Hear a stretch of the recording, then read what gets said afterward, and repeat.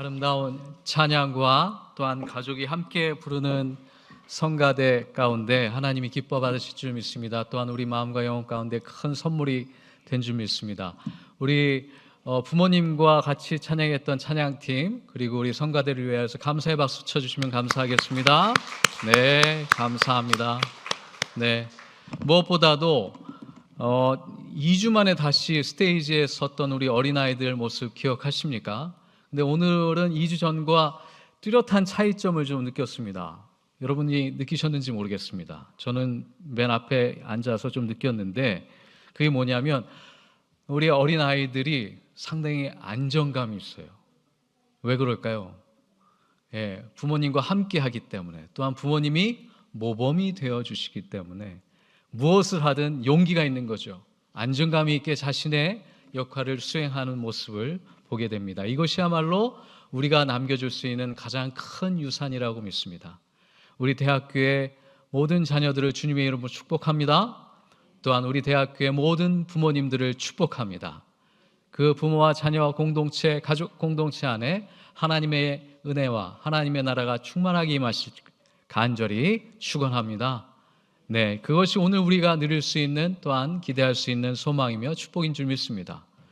그렇게 끝나도 되는데 또한 설교를 해야 되니까 저도 좀 죄송한 마음으로 올라왔습니다. 특별히 오늘은 그 아이들과 우리 주일학교 어린아이들과 같이 하기 때문에 조금 소리가 많이 들리더라도 오늘만큼은 관대하게 아이들과 같이 예배드리는 은혜를 누리시면 좋겠습니다. 어린이날이 내일이죠. 근데 참 역사적으로 짧기는 하지만 미국에 오래 살면서 큰 차이점을 느낀 것 중에 하나가 어린이들을 그렇게 중요하게 생각하는 미국에는 어린이날이 없습니다.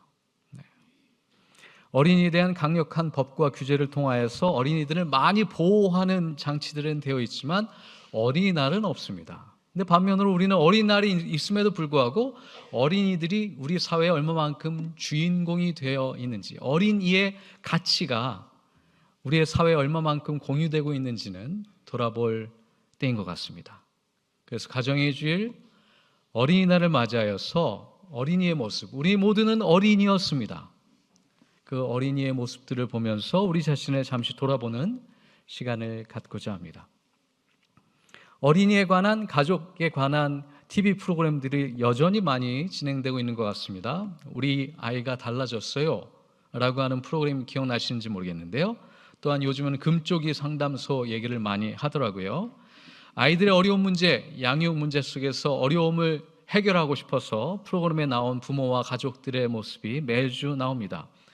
좀 시간이 지난 이야기지만 그래도 여전히 이런 현상들은 보편적이어서 인상 깊게 남은 친구 하나가 기억에 남습니다. 유민이라고 하는 7살짜리 여자아이입니다. 딸 둘에 아들 하나, 그러니까 언니 하나 있고 남동생 하나 있는 집에 7살짜리 딸인데 이 친구가 TV나 나오는 것도 전혀 인식하지 못하겠죠. 말과 행동이 얼마나 거친지 저도 그 영상을 보면서 놀랐습니다. 동네 방네 돌아다니면서 7살짜리가 마치 행패를 부리는 모습이 계속 나오는데요. 자기 친구와 선후배에게 욕하는 건 기본이고 동네 어르신들에게도 자기가 마음에 들지 않으면 막 욕을 서슴없이 하면서 손을 휘두르는 모습이 나옵니다. 놀랍니다. 오은영 선생님이시죠. 의뢰를 받아서 나왔습니다. 근데 이 아이의 폭력성의 기원이 무엇인지를 찾게 되죠. 그러다가 부모님이 서로 대화하는 모습이 나옵니다. 근데 엄마 아빠의 대화가 무척 거친 게 나오죠. 특히 아빠는 술을 마시면 그 폭력성이 아주 과대해지게 되면서 폭력적인 언사를 아내와 또 아이들에게 퍼붓습니다. 그것을 받아주지 못하는 엄마 또한 그 거친 감정을 자녀들에게 계속 표현하는 모습이 등장해서 제 마음속에 깊이 안타까움으로 뇌리에 남아 있습니다. 그러면서 이 온영 선생님이 이 유민이를 치료하다가 결국에는 부모님의 치유의 시간으로 안내하는 모습을 보입니다. 그런 모습을 보면서 이 프로그램을 보는 사람들은 모두 다 이렇게 이 프로그램의 취지와 제목을 다시 한번 생각하게 됩니다. 우리 아이가 달라졌어요가 아니라 뭐가 달라진 거죠? 우리 부모가 달라졌어요. 이게 진짜 이 프로그램의 취지이며 목표이며 제목인 것이죠. 아이들은 아시겠지만 투명합니다. 백지장과 같은 영혼으로 등장을 하죠. 우리에게 찾아옵니다. 하나님이 주신 선물입니다. 마땅히 그들에겐 무엇을 남겨야 될지 알지만 사실 아이들은 우리의 거울이기 때문에 우리의 무의식 속에 있는 모든 것까지 원치 않게 담게 됩니다. 그러기에 우리의 삶이 더 조심스러워집니다.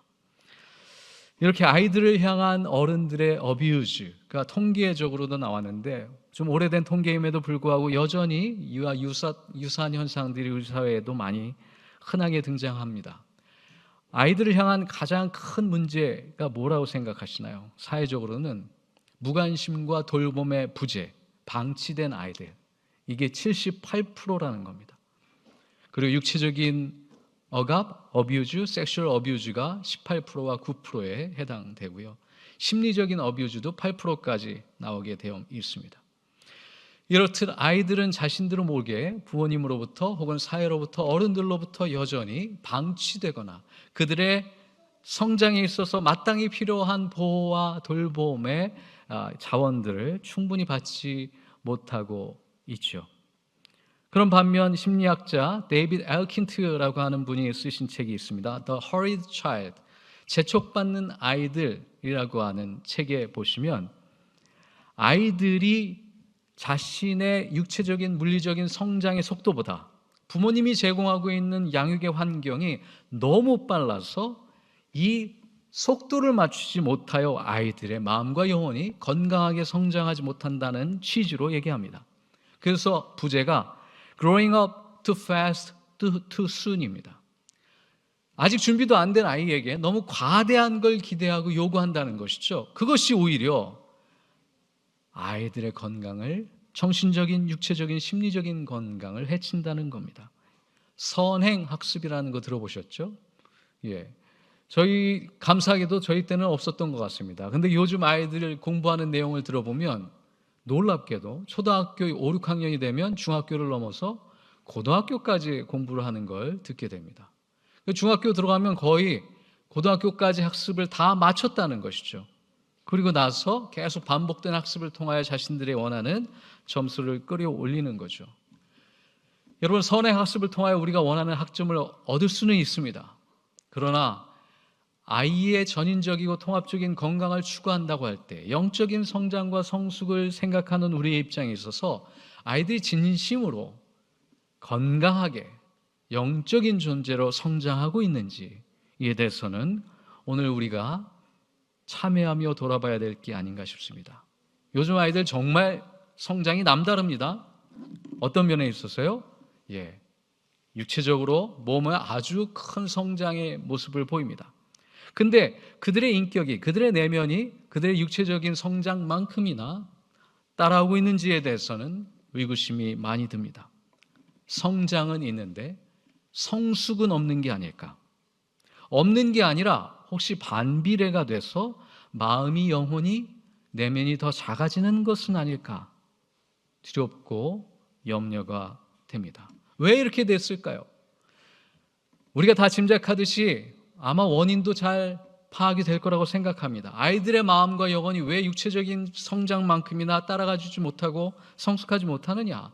그 첫 번째 원인 중에 하나는 강력한 잔소리입니다. 부모님의 잔소리, 또 어머니의 잔소리가 그들에게는 잘 되라고 하는 이야기가 될지 모르겠지만 그들이 자기의 삶을 주도적으로 이끌 수 있는 주체의식은 오히려 더 사라지게 만드는 환경이라는 거죠. 이것도 잘해라, 저것도 잘해라, 너무 그들을 사랑하는 마음에 혹은 책임감에 부모의 입장에서 하는 소리일지 모르겠지만 수많은 잔소리와 안내와 때에 따라서는 완벽주의적인 목소리가 아이들이 정신적으로 자라는 데 있어서는 오히려 방해가 된다는 통계는 수도 없이 많이 나와 있습니다. 그런 의미에서 질문하게 됩니다. 정말 아이들이 미성숙한 걸까? 아니면 아이들이 성장하는데 방해가 되는 것은 아닐까?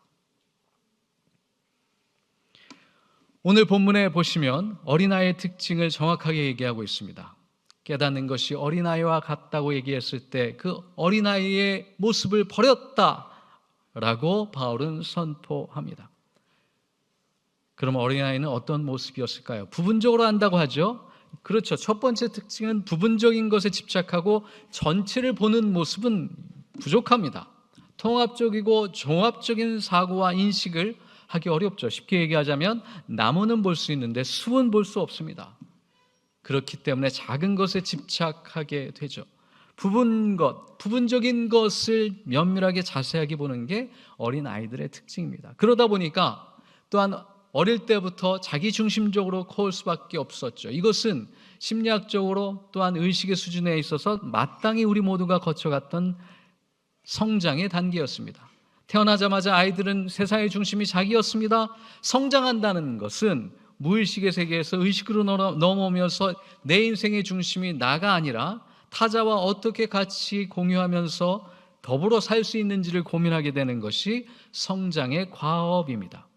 아버지는 돈 벌어오는 사람이고 어머니는 나에게 음식을 주는 사람에서 멈추지 않고 이제 나의 인격과 영혼이 성장하는데 걸음걸이가 되시는 훌륭한 분이라는 사실을 기대하고 소망하게 되는 것, 그것이 아이들이 성장하는 과정이죠. 또한 아이들은 지극히 현세적입니다. 눈에 보이는 것을 따라갑니다. 먹을 것, 선물, 장난감 이런 것들을 받기만 한다면 그것이 나의 필요를 채운다고 생각하고 그것을 주는 사람을 좋아하는 거죠. 그렇기 때문에 멀리 보지 못합니다. 현세적이고 순간적입니다. 먼 미래를 보지 못하는 게 어린아이, 또한 어린이였던 우리의 모습이었습니다. 운전을 한다고 상상을 해보십시오. 초보 운전자는 멀리 보는 것이 어렵습니다. 바로 본네트 앞에만 보고 달려가는 것이 초보 운전자들의 모습이죠. 그러나 운전에 능숙해지면 이제는 한 곳만 보지 않고 양옆을 볼 뿐만 아니라 좌우 옆에 있는 차들의 움직임을 예상하면서 안전운전을 할 수 있는 것, 이것이 능숙한 성숙한 운전자의 모습이죠. 통합적이고 종합적인 사고를 할 수 있는 것입니다. 또한 어린아이들의 특징은 유치합니다. 유치하여서 분쟁을 일삼습니다. 근데 오늘 본문이 제공하고 있는 고린도 교회는 바울에게 호되게 혼납니다. 너희들이 너무 유치하다. 왜요? 서로 다양한 분파들을 만들어내면서 자기가 잘났다고 주도권 싸움을 했거든요. 고린도 교회는 아볼로파와 바울파와 게바파, 심지어 예수파가 있어서 이 교회의 주도권이 누구인지를 서로 아기다툼하며 싸우는 모습을 보였습니다. 그러다 보니 바울이 볼 땐 그들의 유치함이 이루 말할 수 없이 부끄러웠을 것입니다. 분쟁을 일삼는 것은 어린아이들의 모습입니다. 왜 그렇죠? 자기 것에 집착하기 때문이죠. 자기가 하는 일이 더 귀합니다. 남이 하는 일은 잘못됐거나 잘 모르겠습니다. 내 기준에 틀렸으면 그것은 틀린 겁니다. 받아주기 어렵습니다. 관용과 간대의 마음이 없습니다. 그러기에 유치한 것, 그것이 어린아이들의 모습, 또한 우리가 어린이였을 때 가졌던 모습입니다. 바울은 오늘 고린도전서에서 또 다른 본문을 우리에게 제공합니다. 이번 주에 우리 교회 카톡 묵상에 올라왔던 본문입니다. 고린도전서 3장 6절에서 7절이죠. 나는 심고 아볼로는 물을 주었습니다. 그러나 하나님께서 자라게 하셨습니다. 그러므로 심은 사람이나 물 주는 사람은 아무것도 아니요 자라게 하시는 분은 하나님이십니다. 우리 학장님 방 가장 전면에 붙어있는 하나님의 말씀입니다. 깊이 묵상하게 됩니다. 누가 물을 주었나요? 누가 걸음을 주었나요? 그것이 중요하다고 얘기하지 않습니다. 거기에 핵심은 무엇입니까? 자라게 하시는 이는 하나님이시다. 자라게 하시는 하나님을 바라보고, 그것이 이 말씀이 우리에게 주시는 깊은 은혜이며 통찰입니다. 보이지 않는 하나님을 믿고 보이지 않는 하나님의 능력과 그 경륜에 우리가 의지하며 살아가는 것, 이것이 성숙한 영혼의 믿음이며 자각이라는 것이죠. 그런 의미에서 오늘 바울의 말씀 가운데 나는 장성한 사람이 되어 어린 아이의 일을 버렸다 라는 말씀에 보다 더 깊이 묵상하게 됩니다. 유치하게 분쟁하고 잘난 척하고 모시거나 비판하거나 시시하다고 얘기하는 것, 그런 모든 것들을 버려버리고 이제는 장성한 나의 모습을 받아들입니다. 거기에 성숙이 있죠. 여러분, 이 본문이 어디에 나와 있는지를 생각하면 참으로 귀한 말씀입니다. 고린도전서 13장에 나와 있다는 것이죠. 사랑장에 나와 있다는 겁니다. 그런 의미에서 내가 장성하여졌다, 성숙한 인격이 됐다, 성숙한 영혼이 됐다라고 하는 것은 무엇을 의미하느냐? 바로 사랑의 이해가 더 깊어졌다는 것이죠. 사랑에 있어서 성숙해졌다는 것입니다. 내가 장성했다라고 하는 것은 사랑을 주고받음에 있어서 사랑에 대한 이해가 성숙해졌다라는 것을 의미합니다. 성숙한 사람은 사랑을 받기보다 사랑을 주는 걸 생각하겠죠. 또한 사랑받고 주는 것이 중요하지 않습니다. 어떻게 이 사랑을 통하여서 저 인격과 사람이 온전해지고 치유받을 수 있는지를 생각합니다. 보다도 높은 차원의 사랑을 생각하죠. 그래서 우리는 교독을 통하여서 고린도전서 13장을 다시 한번 묵상하였습니다. 사랑은 오래 참고, 사랑은 온유하며, 투기하지 아니하며, 시기하지 아니하며, 이 사랑의 가장 아름다운 차원을, 그 의미를 나의 인격과 삶 가운데 끊임없이 추구하고 실천해내려고 노력하는 사람, 이 사람이 어린아이를 버렸다고 합니다. 그리고 장성하여서 나의 삶이 하나님 보시기에 아름다운 존재가 되었다고 고백하는 모습을 보입니다. 세계적으로 유명한 심리학자 중에 고든 알포트라고 하는 분이 계십니다. 이분이 쓴 책 중에 Pattern and Growth in Personality라고 하는 책이 있는데, 이 책에 보면 성숙한 성품의 특징을 몇 가지 얘기합니다.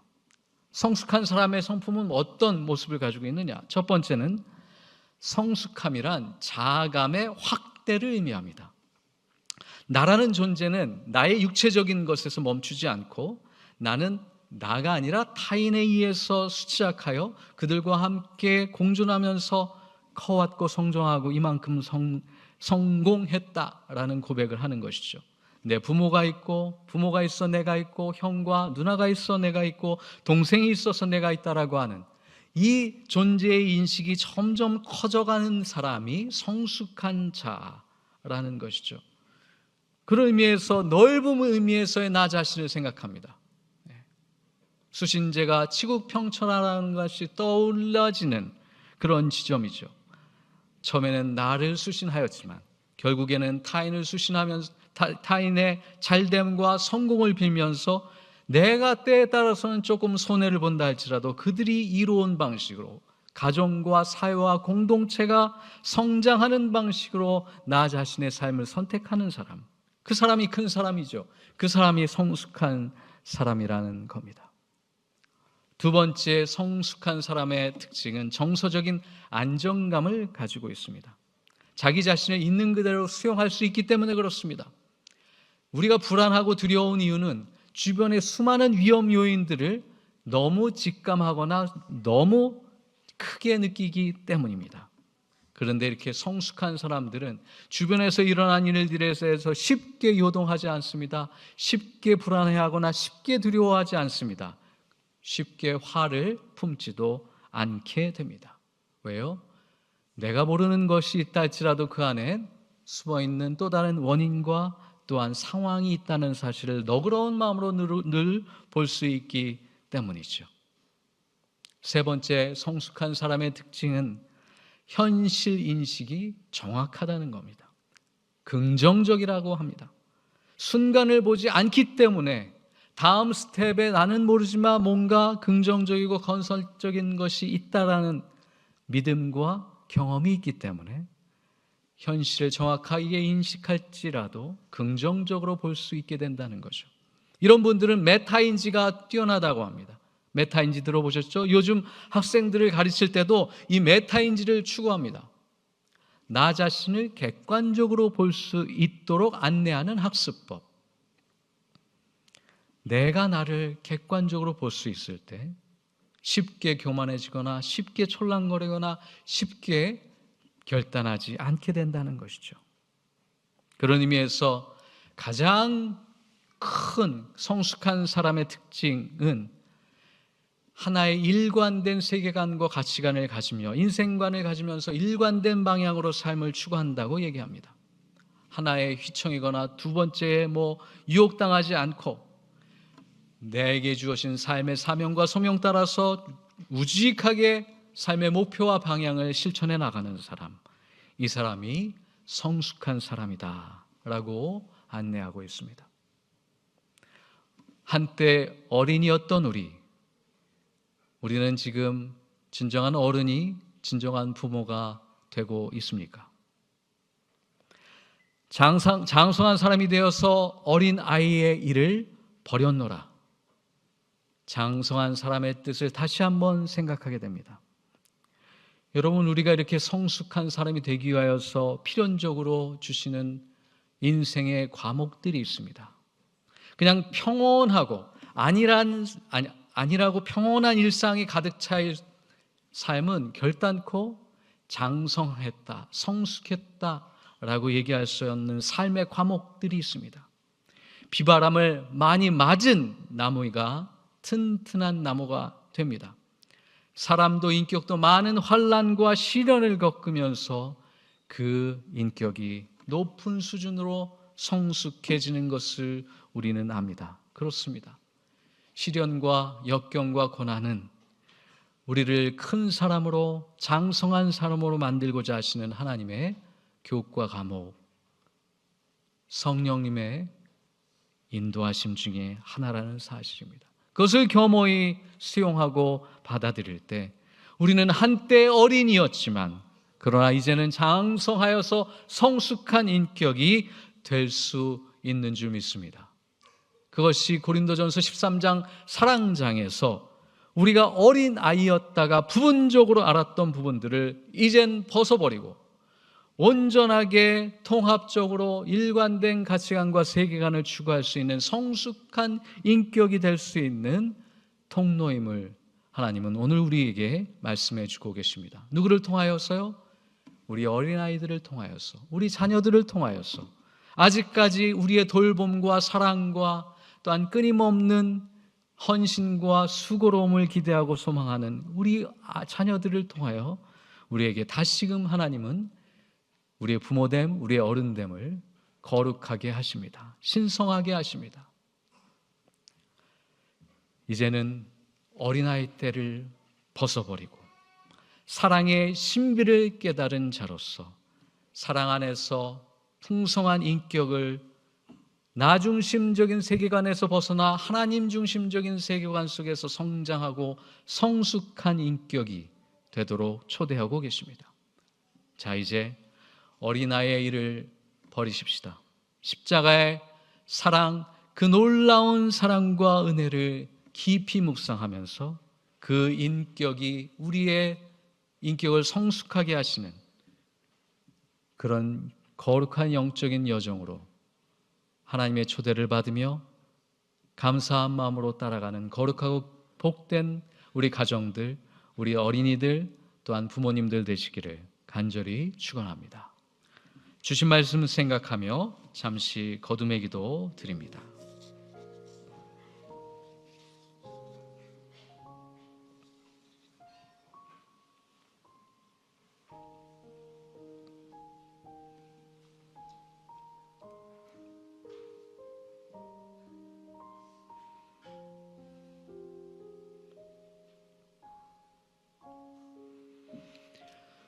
사랑의 주님, 한때 어린이였어서 부분적으로 알았다가 이제는 어른이 되어 전체를 보며 통합적인 세계관을 갖고 성숙한 인격으로 살아갈 수 있도록 인도하여 주시니 감사합니다. 부모됨을 통하여 가정을 섬기며 또한 그러한 성숙한 인격으로 우리를 인도해 주시는 줄 믿습니다. 주님께서 모범이 되어 주셨듯 또한 주님의 가르침을 깊이 새기며 어린아이와 같이 되지 아니하면 결단코 천국에 들어갈 수 없다는 말씀을 깨닫고 사랑 안에서 보다 더 성숙한 인격으로 주님과 동행해 나가는 우리 거룩한 부모님들, 또한 우리 어린이들, 또한 우리 가정 될 수 있도록, 대학교의 모든 구성원 될 수 있도록 축복하여 주시옵소서. 예수님의 이름으로 기도드리옵나이다. 아멘.